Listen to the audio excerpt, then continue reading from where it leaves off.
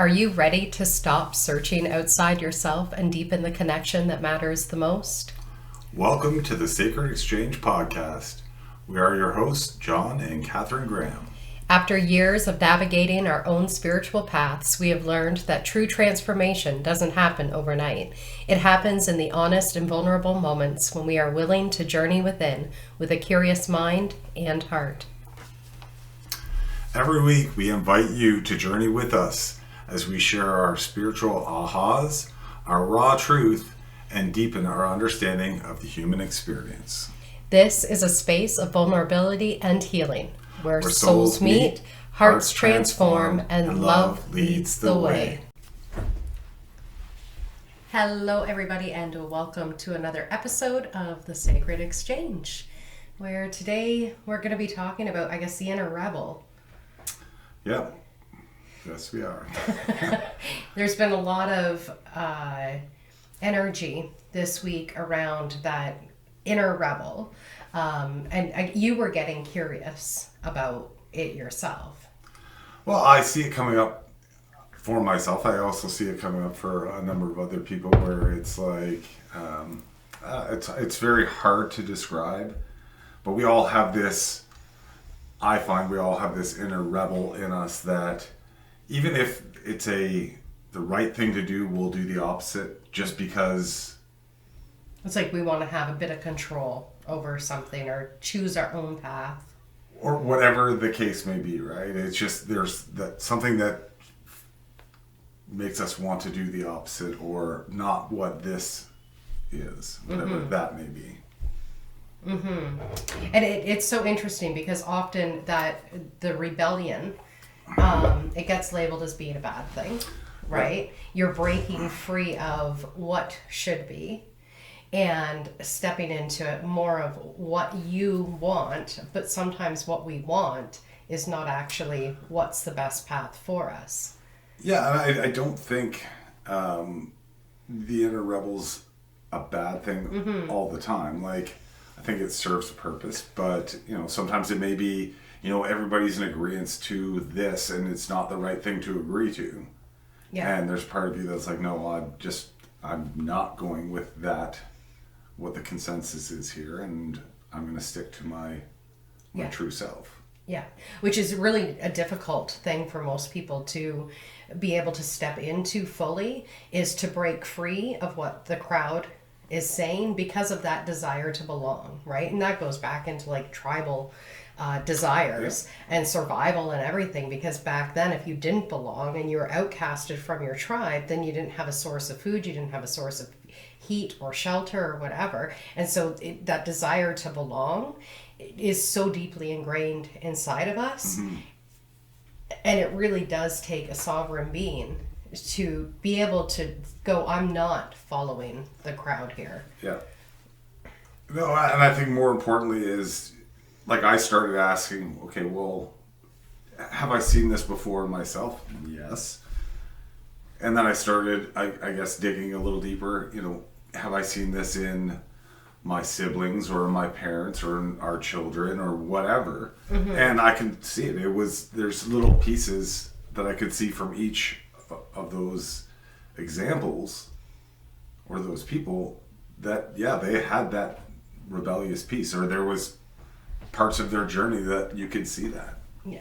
And I wonder if it is part of that evolution, because especially like for teenagers, right? They do tend to break free of the family systems and they've got their own independent thoughts, and the parents that they once used to idolize are now kind of like, I don't agree with anything that you're saying and whatnot. And they do have to create their own sense of self in the world that is separate from the parents. So it does make me wonder if that is just a part of our evolution as a human being to be able to break free from that.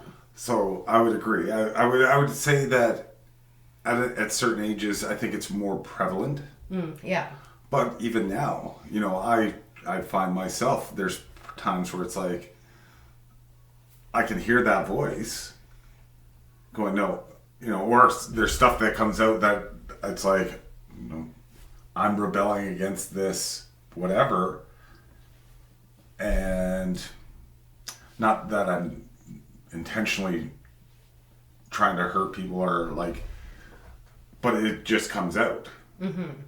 Right? And not that, again, not that you're consciously making these decisions, but there's something that's back there going, no, we're not going to do it this way because of, and not maliciously, or not because, sometimes you hear, oh, I'm not going to take out the garbage because my wife didn't do the dishes, or something like that, but that's not the case. This is just one of those little things that I think if we look deep enough into people, everybody has this, and it continues to play out regardless of your age. Yeah. Yeah.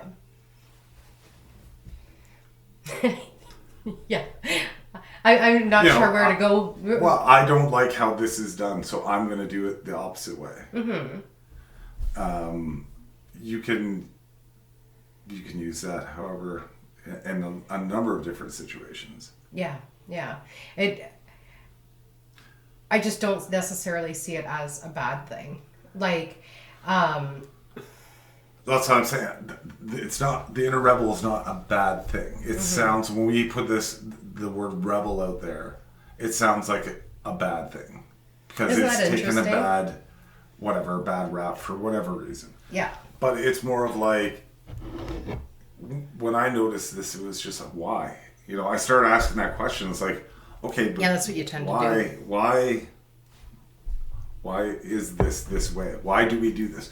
I get teenagers, I get separating, but why does it continue?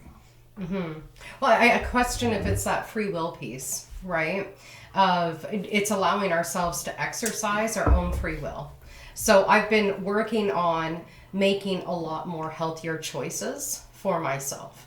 And in that, I do have this rebellious piece that does come up, and it's like, let's not make a healthy choice right now.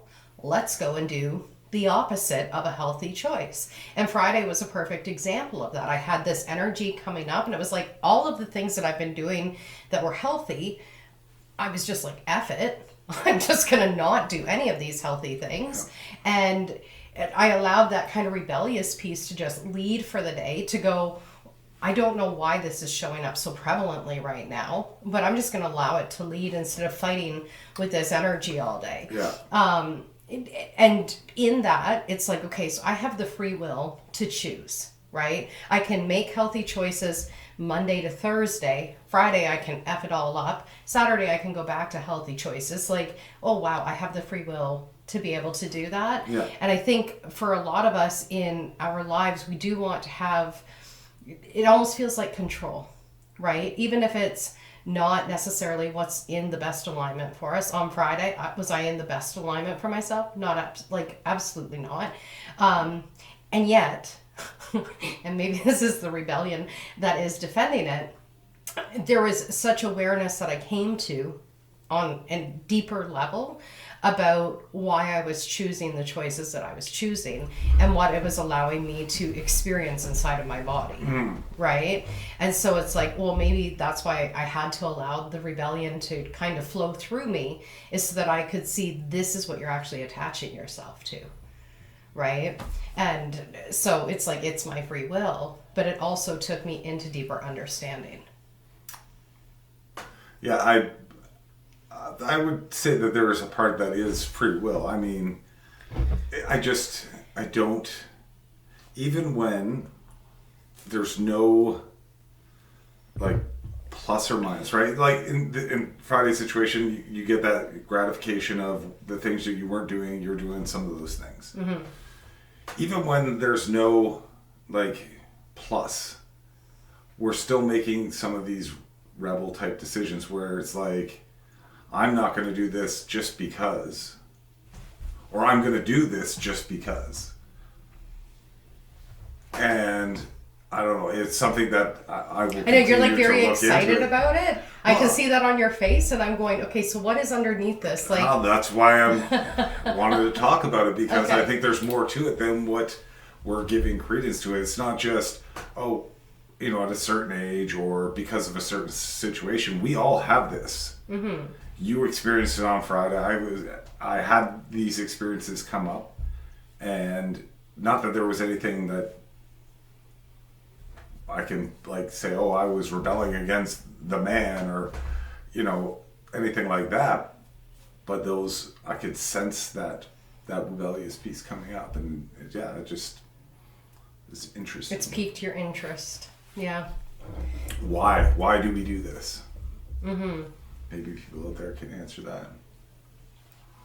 But it has to serve a purpose of some sort. Yeah. And it's interesting because we were also having a conversation this week about like when it came to perspectives. And when I was a teenager, I was a rebellious one. I was labeled the bad kid. I was, speaking up against things that I didn't agree with, and I was willing to argue with people when I didn't agree with the way things were playing out, and come up against the rules and question them and stuff. And in that, I was like, bad, right? Mm-hmm. This is the bad one.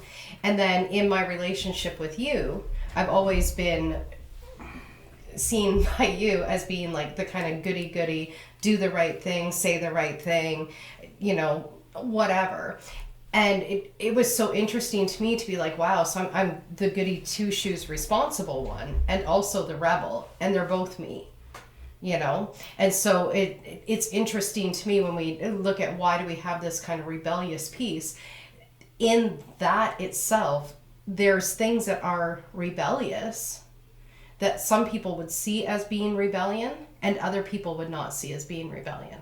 Right? So me speaking to you and sharing my truths with you, you don't see that as rebellion.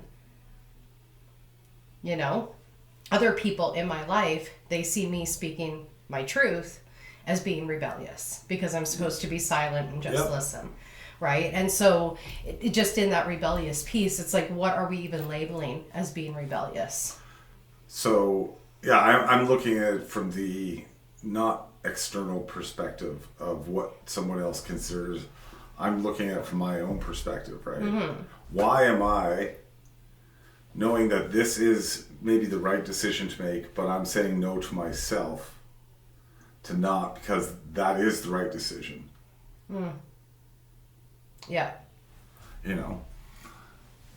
And that's part, like, I understand that everybody's got a different perspective and everybody's lived different lives and all that kind of, and whatnot. And that some may see one thing as being rebellious or being whatever, and the other side not. I get that. But I do think that there is a piece in us, and maybe it is just a piece that's left over from adolescence, where, we wanted to separate from or be different than. We don't want to be, maybe that is the piece. It is just, I have to find a way to differentiate myself from the norm or from everything else. Okay. I don't know. I'm theorizing. I'm just talking. Yeah, I'm just trying to understand myself, kind of, I guess, what you're saying. Because to me, it kind of goes into the Marianne Williamson's quote that we are not afraid of our own. We're not afraid of our darkness. We're afraid of how powerful our light can be. And this is actually what was coming up for me on Friday as well, is that the choices that I was making were allowing me to become more attached to the human pleasures of life, mm-hmm. instead of remembering the divinity that was available to me. And so in that, and in what you're saying, to not choose the thing that you automatically know this is the right thing for me to do, it's allowing yourself to attach deeper to the human experience than what it is to remember the divinity that we all are. Because to be in that divinity and to remember that divinity would be like, I'm always choosing God's way. I'm always choosing the divine plan. I'm always in alignment with what this is, instead of, and this is where I bring in the free will piece, because then we divert, right? We go, I know God's plan, but I'm going to go this way. So that's where some of this comes in as I question, is that is not making the right choice and diverting and rebelling and making this other choice the actual plan.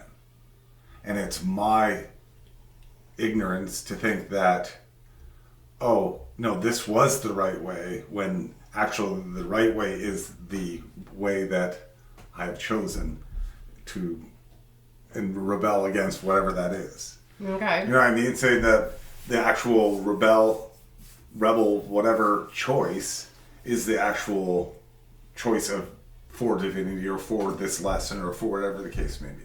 Yeah. Yeah, it's quite possible, because I would imagine in a divine plan, any choices that are available to you are all a part of it, right? And whatever you choose is going to be a part of it, and there's going to be 100 plans for that one choice that you made, because it's always in alignment and it's always a part of that divine plan that's at play. So, I mean, there's no way of fucking it up, essentially. No, well, I mean, I think that's the case about all of the decisions in life that we lead, right? I do believe that there is I'm going to say an easier path or a more direct path towards the things that we want.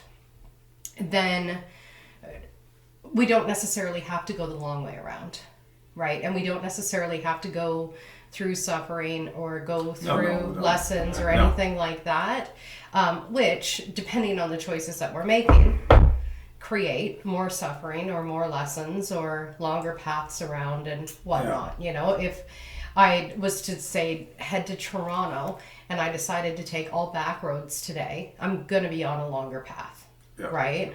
And to get on the 401, that could actually potentially be a longer path too, just because there's a snowstorm today and I don't know what the road conditions are, et cetera, et cetera. So it's like there's always these options, and each option is going to come with its own series of consequences. And I don't know. It's so like, is it really rebellion? You're talking me into the same scenario. I was just thinking the same thing. Is it just, this is the decision I made before, and maybe divinity's coming in and going, yeah, we've done this already. It's time to choose something else. Yeah. And let's go down this road instead. Yeah, because sometimes that's the most expansive thing for your soul, right? Yeah. I go back to when we were in the Kyle Cease mentorship program, and he was saying, if you've never gotten drunk before and you go to a bar for the first time and you're taking all the shots and you're drinking all the drinks and stuff, it's the most expansive thing for your soul because you've never done it before.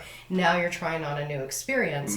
But if 10 years later you're still doing the same thing every Friday and Saturday night, it's no longer expansive to your soul. It's now like, a restriction to your soul. Yeah. And the most beneficial thing that you could do for yourself, or expansion that you could do for yourself, would be to just not drink on a Friday and Saturday night and see, how am I now? How different is it? Yeah. So, it's, I guess the rebellion piece is actually the expansive piece, because if you've never done something before, then it would be the most expansive thing to go against the thing that you think you're supposed to do and just follow whatever it is that you're wanting to do, perhaps. Yeah. Because I'm like, if you're someone who's always broken the rules, the most expansive thing to do would be to follow a rule and see what happens. Yeah. So I guess there's so many nuances. Yeah. No, I agree. And really, it was just something that came up, and then, I was like, yeah. There's always been that piece that, to go against the grain. And I looked back through generations and stuff and was like, yeah, I can see it's there. Mm-hmm. And not really just having any awareness that was there.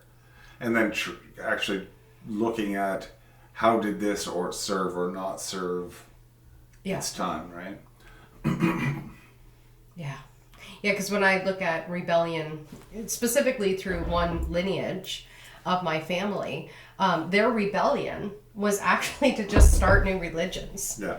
Like, they'd be attending a church and then they'd come up against a idea that was being handed to them in the religion, and they'd be like, I don't agree with that. I'm just going to go build my own church and start a new religion, which is hilarious, because that was partially my rebellion as well, was going, I'm going to look for God in my own way. Yeah. And it's not going to, well, I didn't know at the time, but it's not going to look like these religious doctrines that have been passed to me. It's going to be a discovery of it myself. And I wonder if that's perhaps what they were also looking for. Yeah, that kind of goes back to what I was saying about that it makes it yours, right? Yeah.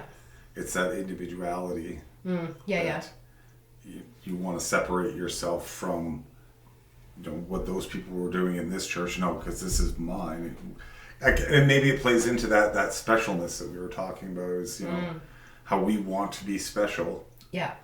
And not that people are special and whatnot, but we are very much the same. And yeah. A Course in Miracles, it talks a lot about that the idea of our specialness is actually what creates a lot of separation between us and causes a lot more suffering between us. Because if I think my specialness is more valuable than your specialness, and I'm willing to hate you because of choices you've made and no longer see your divinity, then I've taken my specialness too far. yeah. Right? But if I can go, I'm special and you're special, namaste, the divine in me honors the divine in you, whatever, and we're able to experience life in that without those expectations or a willingness to hate you for what your choices are and stuff, then that specialness can actually naturally come through us more, in the sense that we're now connected with a divine thread of who we are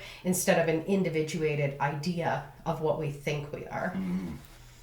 Yeah, I do try to navigate life that way, that I'm not, there is no hierarchy. Yeah, I mean, you've taught me that. I'm just here, and we're all just trying to do this on the same plane, and let's try to make each other see and be as best we can. Because I used to have this kind of idolization of different celebrities or different people or whatnot, and just think, wow, if I could just be like them or whatever. And you were the one that was like, yeah, they're just the same as you and I. Like, I'm not going to put anybody on a pedestal. Everybody's just the same. And I was like, yeah, but look at these ones. They're like a little bit more special than the rest of us, because like, listen to their message or whatever. And it's really helped me to just kind of humble everybody to be able to see that we're all on equal playing fields. Yeah, and it sounds kind of bad, but it's like, and I know I learned it probably like from my parents or from my grandparents or whatever, but I think it's a good thing to make sure that we give credit where credit is due.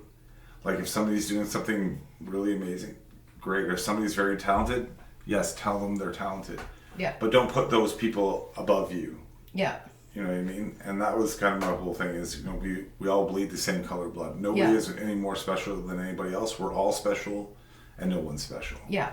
Yeah. And well, and that's the other part of your message that, I mean, you just kind of miss that part where it's like, don't put anybody on a pedestal, but you also say a lot, always remember where you came from, right? And so for you to talk to the janitor or the security guard or at work or whatever, you're treating everybody as though they're the same.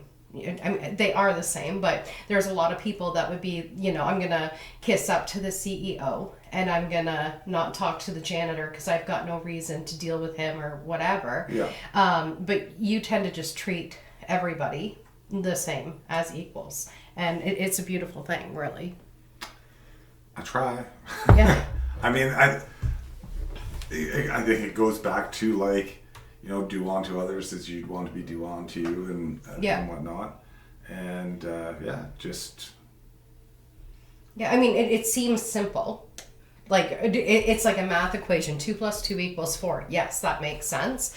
But you do see it play out a lot in the world where it's like, these people are the important people and these people are the lesser people. These people can be invited to the party, not these people, though, because of whatever. And we can create so much separation in that. Yeah, and I get it. It's sometimes difficult. Like, navigating that is kind of hard. Sometimes you have to take a stand, right? And be, The rebellious one? Kind of, yeah. Yeah. You have to kind of stand out and be like, no, I'm not gonna put myself above you or above others. Mm-hmm. Or, I'm going to treat you the same way. And that person that maybe thinks they deserve to be treated in a different way, like a higher up or a celebrity, and they don't get that treatment, sometimes being the person that is treating everybody the same way, sometimes that comes off poorly to the person that's expecting to be treated in a certain way because Yes. they're of a hierarchy. Yes, absolutely, absolutely. I've read about, I can't remember who the celebrity is now, but apparently every time that they were in a movie or a show or whatever, someone would have to get them a bowl of green M&Ms. And so there was workers who would have to pick out green M&Ms from all these packs and stuff. The rest of the M&Ms are discarded. They just want green M&Ms. And if it wasn't done for them, there was like a temper tantrum and stuff that happened because of not having the green M&Ms. Meanwhile, if you were to, if someone was to show up here with a bowl of M&Ms and go, here you go, I'd be so grateful because I love M&Ms, and so when you're saying, like, you can treat someone a specific way or the same way, and each person is going to react in a different way. That celebrity had a very big idea of what they deserved because of their positionality, or position in the world, positionality. So yeah, it's just interesting how we can come to expect so much based on what we think is our specialness. And see, that's kind of where that rebel piece comes in, right? Because it's like, I'm not trying to rebel against the hierarchy or the celebrity or whatever. Mm-hmm. I'm not trying to not give them their importance. I'm just trying to remember. I'm trying to keep everybody on the same plane and remind them that we're all just the same. Mm-hmm. We're all important, and we're all not important, right? Yeah. So, and I think that's another part of that rebel piece where it's like, not necessarily a good thing, but it's not necessarily a bad thing either, right? Like, from one side, if you're the celebrity, you're like, what the hell is this person's problem? Mm-hmm. But on the other side, if you're standing beside me, you're going, well, I guess you could have a different response. You could be hysterical because this is the person that you want to see and you put them on this pedestal and be like, okay, what is wrong with you? Or you can look at it and go, yeah, man, like, we're all just the same. Why can't we just sit here and have a conversation, right? Yeah. Why would the green M&Ms be more special than all of the other colors? They don't even have different flavors. Yeah.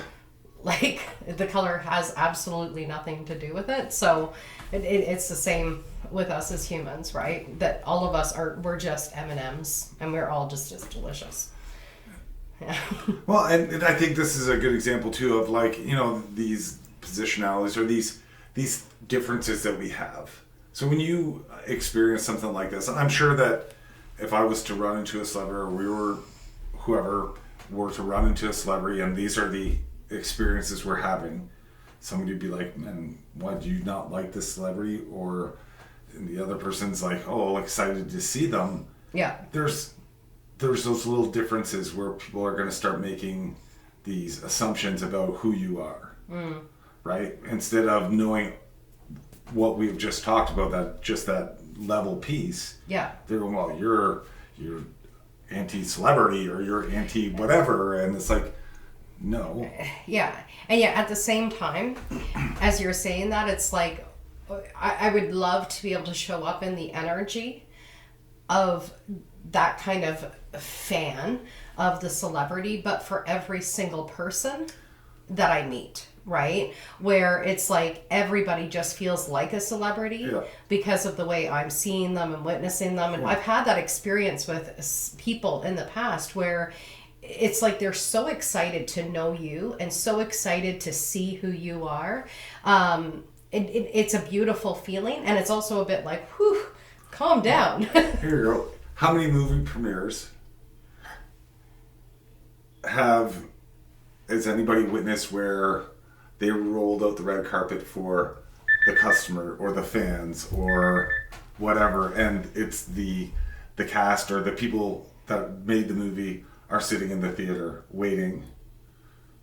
You know what I mean? So when they kick off these movies, you have all these fans that are around, and they roll out the red carpet and the celebrities come in. Mm-hmm. Should not we have it the same way the other way? With just the fans that are on the red carpet? Yes. Like, this is that equality piece, right? It's like, sure, the celebrities make the movies, and they're great movies, they're entertaining, but there's another part to this, which is we, the fans, right? Yeah. And we don't get celebrated for being a fan. We don't get put on a pedestal for being a fan of a movie or a celebrity. Yeah, it's the same with musicians, right? And who goes to see the music. That's actually the important piece, right? Because a musician without an audience is playing to silence. Yeah. A movie without fans is just like it's still a movie, but if you've got nobody watching it, a book that's not being read, it still exists, but you need people to witness it. Yeah. And it's the same with humans. We need to witness each other. And I think people that are in like leadership roles need to pay a little more attention to that. Whether you're a prime minister, president, VP, manager, whatever the case may be, is, that person that you're supporting is just as important, if not more important, than your title Yeah. and your role. Yeah. You know what I mean? Without them, you're nothing. Yeah.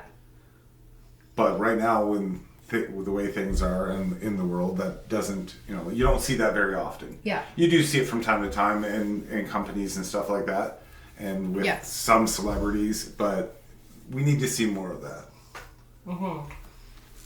It's one thing that I love about that TV show, Undercover Boss, is like when the bosses will go undercover and be with like their most minimum wage workers and stuff, and hear about their stories and really get on the level with them, and even experience the company at the ground level, right? Because to be in the offices and make these kind of big business decisions or whatever, for how a restaurant's going to be run, sometimes what looks good in the office is really not good in the actual reality of things. Yeah. So when they get down there and experience, it's interesting that I even use the language "get down there," when they're able to meet people in that environment. Yeah. And see how things are actually being done, what people are actually struggling with, not just within the workplace, but in their lives in general. It just seems to humble a lot of them so much, or just open them to such a greater way of being able to experience their business and how their business is impacting people, whether it be good or bad. And some of them have made some huge business changes because of it. Yep. And I just love that. Well, that's a good practice, right? That is a practice of like humbling yourself to that. Yeah. But I think, again, we all need to do that. Absolutely. Doesn't matter you're not a celebrity or not. It's, I heard this this one quote about I've lost it, but basically it's similar to the do unto others as they do unto you, but it's like remembering that everybody's got a story, that everybody's got multiple stories playing out in their head and have lived a story. Yeah. And what you see, or what your perspectives of the story that you have lived may not be what you're witnessing, may not be what you're consuming from that person. And what I mean by that is, so if I walk up and I see a person that's in distress or whatever, I don't know what has happened to them, right? They could be having a medical problem, they could be overdosing on drugs, whatever. I don't know the case. I know my experience, so I have to go with my experience. But we're quick to judge people based off of our experiences as to what they are experiencing and what you should do for them. Yeah. And that's kind of what I'm like trying to say, is that remember, everybody's got a story, and your story may not be the correct story that you're projecting about them. Yeah. Right? Get to know these people. Talk to these people, like Hear their side of the story. Yeah. Not the one that you've made up. Yeah. Not the one that you know. Yeah. Because we're quick to say, I know, I've been there, No, just let the person explain where they are. And yeah. Absolutely. Absolutely. And to go back to that idea of specialness and just humbling yourself, we experienced that, I'm going to say, almost 2 years ago now, where I was getting distressed by the way one of our children were behaving towards me, and just the words that they were using and the way they were presenting the words and whatnot. And when you and I had a private minute alone, I was like, I don't understand where they think they've got the right that language where they have the right to treat me like that. And it was so interesting because even just saying that now is like, who do I think I am that I believe nobody has the right to treat me this way or that way? In an ideal world, yes, nobody's going to treat anybody like shit. But where did I get so privileged to believe that no one should ever tell me off, or no one should ever express their anger to me, or no one should ever question me on anything? Like, it was such a moment of realization for me of like, girl, humble yourself and realize everybody else gets to have their experience, even if you don't like the way they're experiencing life right now. And that's kind of where I am thinking that there's that rebel piece still in. Like, that is still a part of that, I think. Okay. You know, having that moment of realization that, oh, who do I think I am? Yeah. That people can talk to me this way. But there's something there. There's a similarity between them that the rebel would be the one fighting that, right? To go, you're not allowed to treat me like that. This is who I am, and I'm not ashamed, because I realize there's like an evolutionary period that we go through as people. So I'm not ashamed that I had these thoughts at one point in time, but it just feels so distant to me now to say things like, who do you think you are? I am your mother, you know? Yeah. Oh my Lord. Yeah, where you ruminate on things of the past, where it's like who you were and how you said things, like, oh God. Yeah. Yeah. Yeah. I didn't do that. That wasn't me. That was that rebel. Well, and I mean, I guess in that rebellious piece, who I am now is a rebel to who that person was. Yeah. Right? Because they were so privileged. And it literally was that moment that just kind of dismantled a lot of things for me. Because it was then like, oh, so I thought this shouldn't happen because of my specialness, which then caused me to suffer. Why shouldn't that happen? You know, for any of us, why should anything not happen? And to take it into religion a little bit, if I can imagine that Jesus Christ was sacrificed on the cross and he was hung, but he's the Son of God and it can happen to him, who the fuck do I think I am that I think these bad things can't happen to me? Yeah. Like, holy humble. Like, and it's not that I'm worthless. It's just like, wow. Then if you, I agree, and you take that in a different route where it's like, okay, if everything has purpose, right? All of these decisions, regardless of preference of good and bad, have purpose. So being crucified has a purpose, and that's all there is to it, right? Yep. Yep. So you just keep going back. Okay, so if that had like, this is my mind, where my mindset goes. It's like, okay, so if that had purpose, then this has to have purpose, and this has to have, and you start to like really take things. Okay, so everything just is purposeful. Yep. And it's really us that puts the preferable good, bad. Yes. And one of the things that I've heard, and I mean, I've expressed this too, this idea of I'm a good person, so why does this bad stuff happen to me, right? And again, taking it to the Jesus example, Jesus was the example of being a good person. He was living with love. He was living with compassion with everyone that he met. And I don't necessarily do that. I aim for that, but I can see a lot of times in my life where I did not do that. So I could call myself a good person. But in that example, to look, it's like, okay, well, I haven't been that good of a person. So anything that I've done that's been good has not actually been quote unquote good enough to not have what he experienced happen to me. Do you know what I mean? That, because even him being this love and compassion and understanding and healing and creating miracles and all of that all of the time, he still experienced it. Yeah.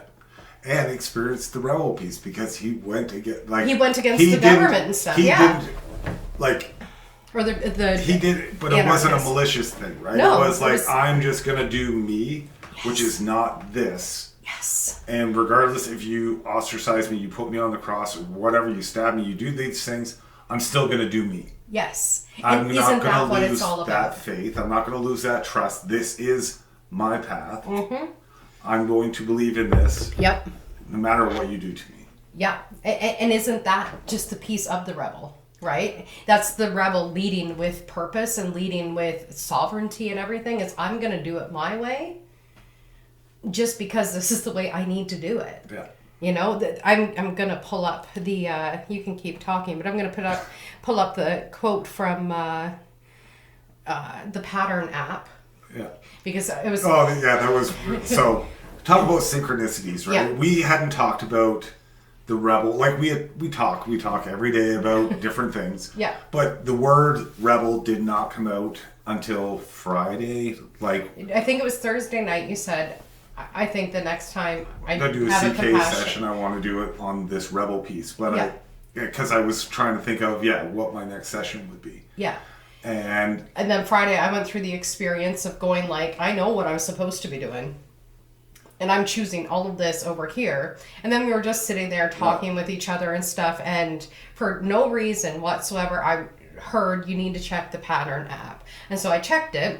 And it's essentially an app that is based on like your birthday. And it's very astrological. And it tells you like the different energies and patterns and stuff that you're going to be in based on the time that you were born. And January 23rd is when it was posted, which was Friday. And it says, the power of the rebel. It's time to take action without waiting for permission or applause. Mars in Aquarius is asking you to trust your power when it's aligned with what makes you different. Don't be afraid to step out on your own authentically. And that to me is the power of the rebel. Show the camera that like this. Just the... I don't know how to show that it's not gonna show. Yeah, no. There you go. Oh. See? And what was even more interesting so I went and looked it up because usually they're kind of randomized, right? Yeah. And I had the same message. Yeah. But not only that, I had a very similar message about the rebel 2 days before. Yeah. So, regardless that we hadn't talked about it, the piece was there, hence why we're talking about it now, because it was like, okay, this is how we find our topics. Something's pointing us to this. So yeah, and I think that piece of stepping into it authentically, because it does feel like, for myself anyway, sometimes it feels terrifying to follow that, like what I'm being called to do, and I don't like this, but I want to please others. I want to make others happy, and I want them to witness me in a way that's like, yeah, look at me, I'm great, whatever. And to do things completely authentically doesn't always give me that assurance that everybody's going to be okay with it, which feels terrifying. Yeah, it is it's uncomfortable. Yeah. But at the same right, there's a calm, right? At the same time, it's like, this is the right thing to do. This is right. I know this is right. Yep. But this is not comfortable. Yeah. But I know that. I know it's going to be okay. Yeah. Regardless of whatever happens, I know this is still going to be okay. It is very uneasy. And to me, it's like that's that divinity that's leading you. Yeah. And because what is divinity, right? God is you wanting to express itself and witness itself as you. So for you to follow this kind of authentic calling of whatever it is that's wanting to unfold from you is the most divine thing that you could ever possibly do. And yet it's terrifying. And it's like, why should it be terrifying? Yeah. That's my question. Well, because I think it's different, right? I think it's outside. It is when it's not the norm. So it is like, ooh. what's going to happen next? It's jumping off that ledge, right? Yes. And going, am I going to truly be okay? Yeah. And we always are. Yeah. You know, that's the beauty of it. And even if it looks on the outside, that's the other piece that I think isn't often talked about, is sometimes it looks very chaotic on the outside, right? Like in an external reality, it's like, this is not working out for you, actually. Like, look at all these things that have shifted or moved or gotten worse or whatever. And I could look at my divorce as being like, at the time, well, still, but at the time I was being called very deeply, like, you need to end this marriage and you need to go on a spiritual journey, and this is just the end. And there was not a whole lot of support from the people around me on that. They couldn't understand. I couldn't really understand. I couldn't express, why am I having this calling? Money went to shit, you know, losing a home, having to move out of a home. I've got 3 young kids and whatnot. And I mean, you went through the same experience with your own divorce, where it's like everything is falling apart, and it looks like this is the worst thing that could ever possibly have happened based on me following my heart.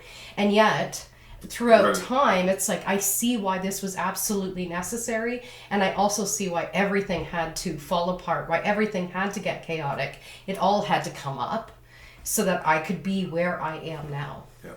And so, yes. And you never gave up, right? That's another thing that I would say is, there's some of these things I think are the difference between, like, I don't want to say, again, don't want to use hierarchies, but like,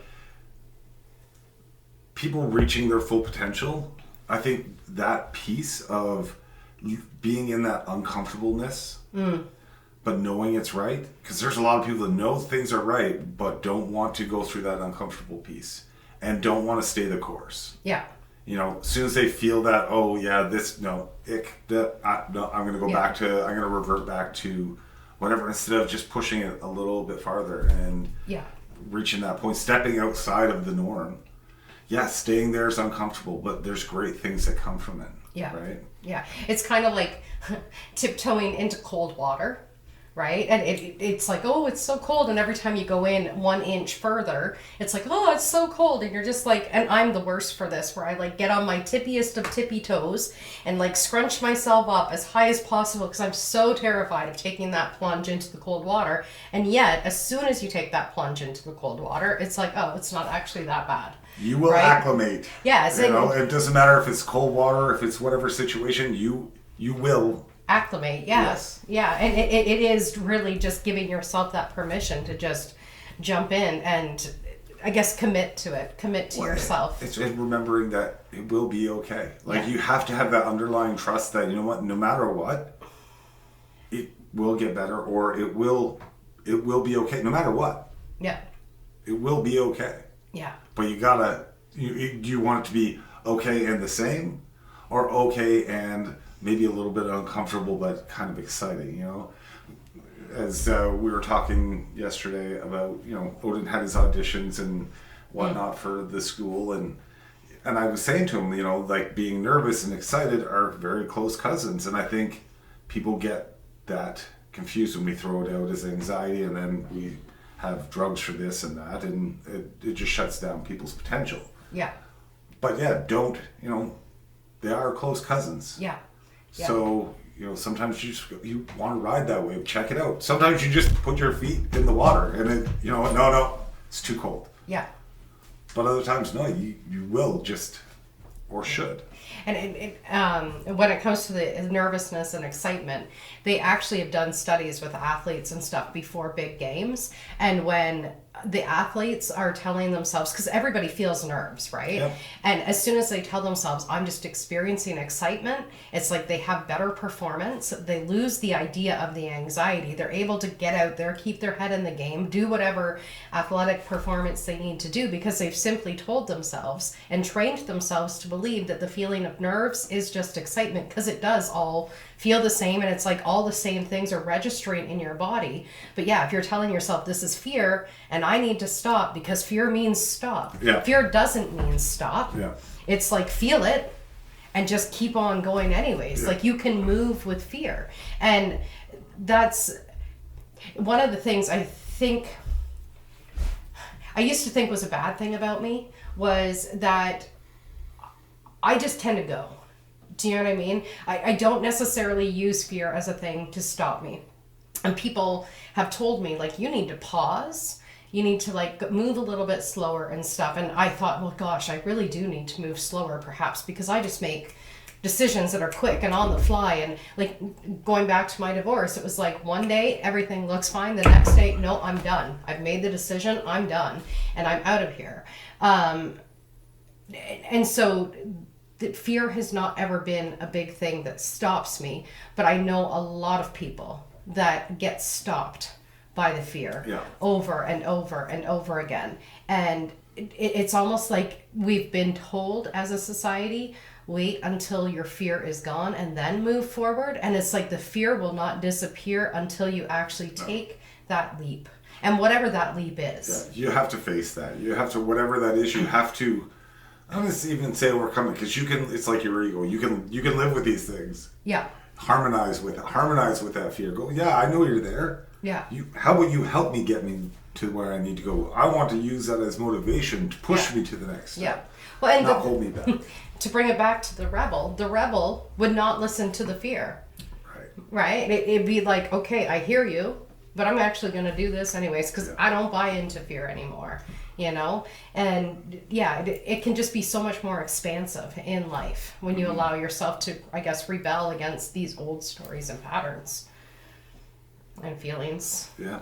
And how you've been told that you need to feel. Yeah. And maybe what that piece was, or that piece that was coming up is just, we need to continue on. We need to push forward. Maybe we need to push things a little farther. Who knows? Yeah. I mean, I'm up for the challenge. I know you're up for the challenge. We're always doing things a little differently and making adjustments and all that kind of stuff. So, but it was definitely interesting how that came up and out of nowhere, and then it was really relevant for both of us.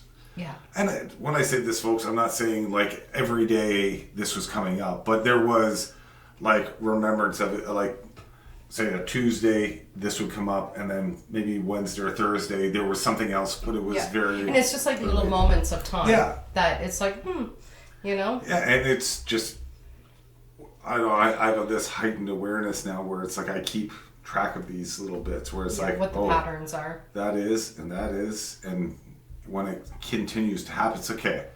That's when we need to talk about it. Yeah. So, and it's interesting because I feel like I have a better understanding now of what you've been talking about this whole time. Because I'm just like, yep, the rebel, got you. It's not a very big topic to talk about. Well, it is, and I trust you to lead us in the right way or to bring it up or whatever. Part of my perfectionist is like, I want to know what we're talking about and have a full understanding instead of allowing it to just unfold as it needs to. And again, when we started even this call or this cast, I didn't really know. Yeah. I knew that it was important, and I knew that I know it's something I still want to look into. Yeah. Or, whatever. But I didn't know. I don't have a script. I don't. It just. But as we talk and we bounce things back and forth, it's like, that is. This is the piece that I'm talking about. This is the piece that I was feeling. This is, what I experienced and what I witnessed when I started looking back at siblings and parents and grandparents and stuff. That's kind of what I was seeing as well. Yeah. So. Yeah. And I think it's very beneficial for myself as I step into this kind of next phase of my expression and bringing my book out. It does feel like an act of rebellion to be able to publish it and to be able to express it and whatnot. Not rebellion in purpose or anything like that, but rebellion towards a small story that says don't. Yeah. Do you know what I mean? And I guess... Well, it's that fear of like, no, you did this, but you're not gonna put this out there, or you're not, you're just this person. Yeah. We're all just this person. Yeah. Yeah. So it's good for me to actually realize and totally embrace that, no, this rebellious piece of me that doesn't follow the grain, that doesn't fall into the small story, that doesn't choose the fear over taking the leap or whatever, this is the part to be celebrated, truly. And also, sometimes it needs to be reined in a little bit so I can make healthier choices. It's the engine, and you need to have some brakes. Yeah. Well, and I guess it's depending, like, is the rebellious piece there to help you expand, or is the rebellious piece there to retract you? Right? Is it being supportive?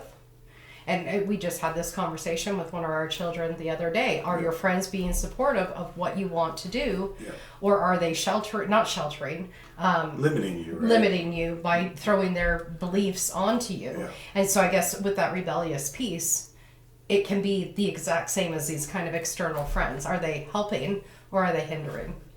Yeah, and I really think it is the individual, right? When you think about that, now that you say that, are you helping, are you hindering? That rebel piece is just that piece. Mm-hmm. It is really you that decide whether it's going to hinder you or it's going to help you. Yeah.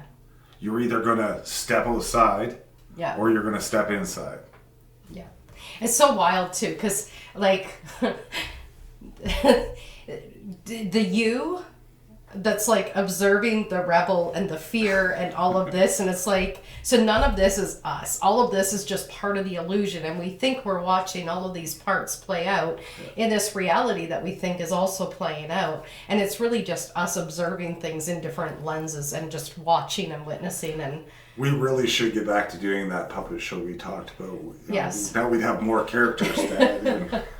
Yeah, so we've talked about it quite a few times, but we've not done it, so that's our coming soon. It's our rebellion towards our own puppet show. Is just next week on the puppet show. I honestly think it would be so beneficial to people to see the different parts that can come up, and perhaps to help them separate themselves from the parts. Because if you are someone that's been very driven by your emotions and by your experiences and stories and all of that, it's very easy to just step into the emotion and to just be like, I'm angry. And now everybody needs to know that I'm angry. Instead of having that puppet, right? Yeah, and it's like, okay, anger, what do you want to say? What do you have to share with me today? Yeah. And it feels very juvenile, but it works. Yeah, and I guess the one movie, one Pixar movie emulated Inside that, Out. right? Yeah.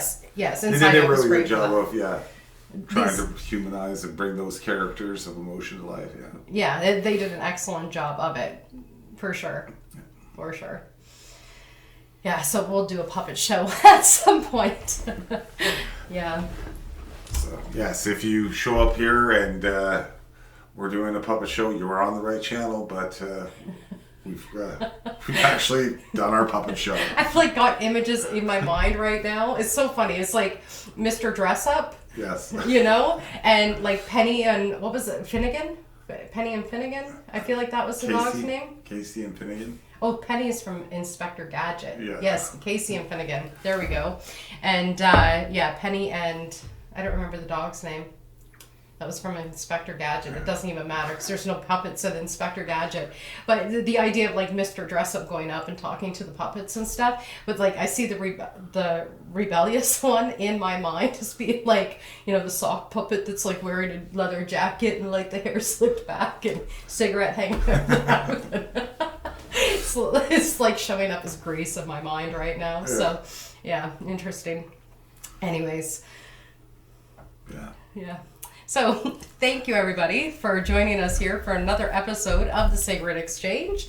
As always, we look forward to hearing your comments. Absolutely. Don't forget to like, subscribe, comment, share. Hit the share button. And if you want to join in on a conversation with us, reach out at info@compassionwithkatherine.com, and we'd love to sit and have a conversation. Or if you want to be a sock puppet, you just let us know and we can make you a character as well. Yeah, that would be awesome. All right, have a great day, everyone. Take care, folks.